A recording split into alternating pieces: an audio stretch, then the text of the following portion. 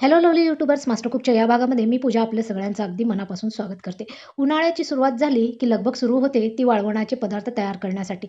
तर आज आपण फक्त 1 कप रेशनिंगच्या तांदळामध्ये आणि कुकरच्या 3 शिट्ट्यांमध्ये टोपलं भरून तांदळाचे पापड तयार करणार आहोत. या ठिकाणी पाहू शकता हे पापड अगदी कढई भरून फुलतात आणि पांढरे शिपट तयार होतात. वर्ष 2 वर्ष जरी तुम्ही स्टोअर करून ठेवलं तरीसुद्धा या पापडांना काहीही होत नाही.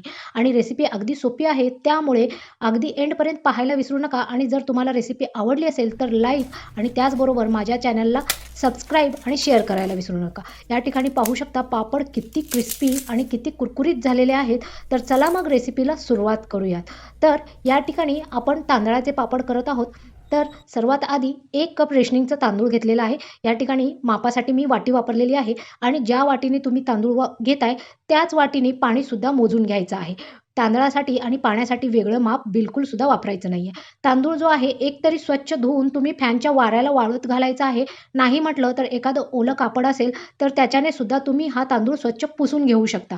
मी आधीच हा तांदूळ स्वच्छ धुवून फॅनच्या वाऱ्याला हडकवून घेतलेला आहे. आता याला मिक्सरच्या छोट्या भांड्यामध्ये घ्यायचं आहे, जेणेकरून याची जी पावडर आहे ती एकदम बारीक होईल. जशी आपण तांदळाची वगैरे पिठी तयार करतो तशा पद्धतीने हे पीठ आपण या ठिकाणी तयार करून घ्यायचं आहे. याला थोडंसंही रव्यासारखं टेक्स्चर असू नये. अगदी गव्हाचं वगैरे पीठ जितकं बारीक असतं त्या पद्धतीने आपल्याला हे पीठ हवं आहे. एक तरी तुम्ही मिक्सरवर बारीक करा. जर मिक्सरवर पीठ व्यवस्थित तयार होत नसेल तर तुम्ही डायरेक्टली गिरणीतून दळून आणलं तरीसुद्धा चालेल. या ठिकाणी माझ्या मिक्सरवर पीठ जे आहे अगदी बारीक तयार होतं, त्यामुळे मी मिक्सरवरच पीठ तयार करून घेतलेलं आहे. आता 1 कप तांदळासाठी मी अर्धा चमचा मीठ घेतलेला आहे. मिठाचं प्रमाण तुम्ही अंदाजाने घेऊ शकता आणि साधारणपणे 2 ते 3 चिमूट या ठिकाणी बेकिंग सोडा घेतलेला आहे. आता ज्या वाटीने तुम्ही तांदळाचं पीठ घेतलंय त्याच वाटीने आपण मोजून 1.5 वाटी पाणी घेणार आहोत. सुरुवातीला 1 वाटी पाणी मी घेतलेलं आहे आणि विस्करच्या मदतीने थोडंसं करत याच्यामध्ये पूर्ण पाणी मी मिक्स करून घेतलेलं आहे. जेणेकरून पिठामध्ये थोड्याशाही गुठळ्या राहणार नाहीत आणि ज्यावेळेस आपण हे पीठ कुकरला लावतोय त्यावेळेस याच्यामध्ये लम्स किंवा गाठी वगैरे तयार होणार नाहीत. तर आता 1 वाटी पाणी मी सुरुवातीलाच ॲड केलेलं आहे. आता या वाटीने अर्धा वाटीच पाणी घेतलेलं आहे. पाण्याचा अंदाज थोडासाही चुकायचा नाहीये. पाणी जर तुम्ही जास्त घातलं तर पीठ अगदीच पातळ होईल आणि पाणी जर कमी घातलं तर पीठ जे आहे अगदीच घट्ट होईल. त्यामुळे 1 वाटी तांदळाच्या पिठासाठी 1.5 वाटी मोजून पाणी या ठिकाणी घ्यायचं आहे. या ठिकाणी पाहू शकता या बॅटरची कन्सिस्टन्सी जी आहे अगदी पातळ रनी कन्सिस्टन्सीचं बॅटर आहे. आता याच्यानंतर कुकरमध्ये मी एक स्टँड ठेवलेला आहे आणि आपण नॉर्मली भात वगैरे जसं लावतो तशा पद्धतीने या ठिकाणी एका जर्मनच्या पातेल्यामध्ये मी पूर्ण बॅटर घालून घेतलेलं आहे. बुडामध्ये पाणी ओतलेलं आहे आणि आता या कुकरच्या 3 शिट्ट्या लावून घ्यायच्या आहेत.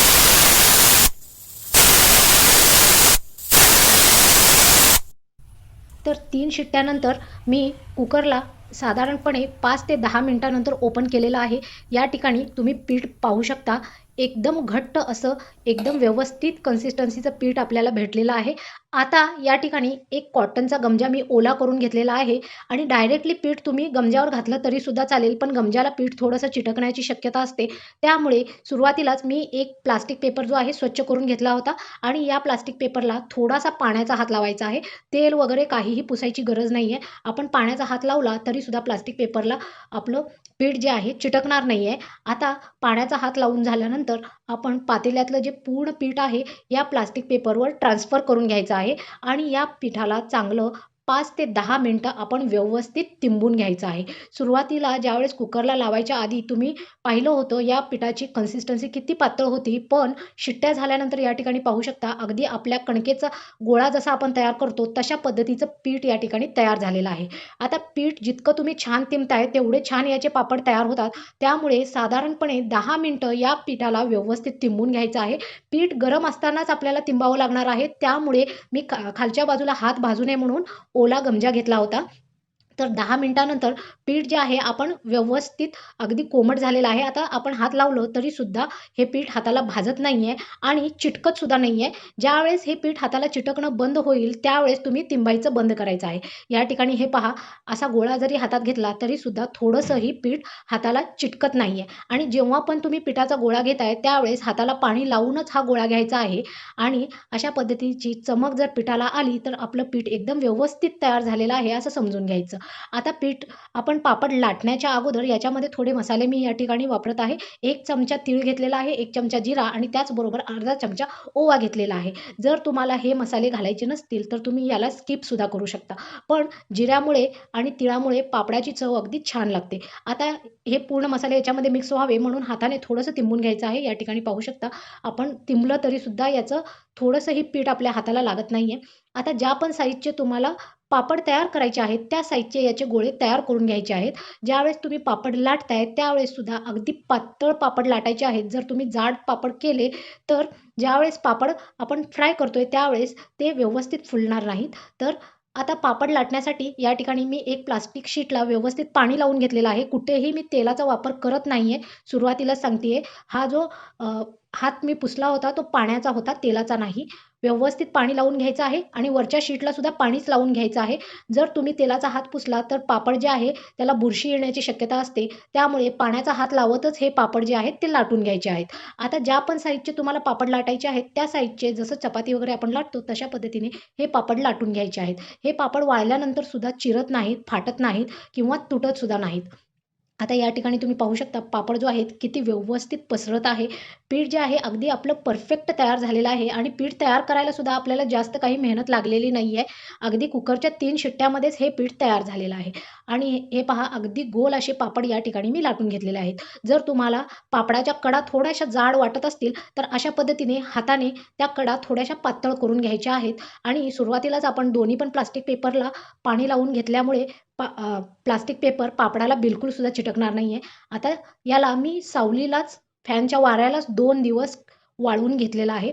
तर हे पहा सर्व पापड जे आहेत माझे तयार करून झालेले आहेत. आता 2 दिवस आपण फॅनच्या वाऱ्यालाच याला वाळवून घेणार आहोत. जर तुम्ही कडक उन्हामध्ये वाळायला घालत असाल तर एका दिवसामध्ये हे पापड अगदी व्यवस्थित वाळून तयार होतात. तर 2 दिवसानंतर या ठिकाणी हे पहा अगदी टोपलं भरून पापड तयार झालेले आहेत. फक्त आणि फक्त 1 कप रेशनिंगच्या तांदळामध्ये मी टोपलं भरून पापड तयार केलेले आहेत आणि वाळल्यानंतर हे पहा एकाही पापडाला कुठेही चीर पडलेली नाही आहे आणि अगदी पांढरे शिपट असे पापड तयार झालेले आहेत. फ्राय केल्यानंतर सुद्धा खूप छान हे पापड तयार होतात. आता फ्राय करायच्या आधी सुद्धा तुम्हाला दाखवते एवढा छोटा पापड आहे, पण फ्राय केल्यानंतर अगदी कढईभर हा पापड फुलतो. तर चला मग काही पापड आपण फ्राय करून सुद्धा पाहूयात. या ठिकाणी कढईमध्ये मी तेल घेतलेलं आहे आणि तेलाला अगदी कडक आपण गरम करून घ्यायचं आहे. कडक गरम करून घेऊन त्याच्यानंतर आपण एक-एक पापड या ठिकाणी फ्राय करून घ्यायचा आहे. तर या ठिकाणी पाहू शकता प्रत्येक पापड जो आहे कढई भरून फुलत आहे आणि एकदम पांढरे शिपट आणि चविष्ट असे हे पापड तयार होतात.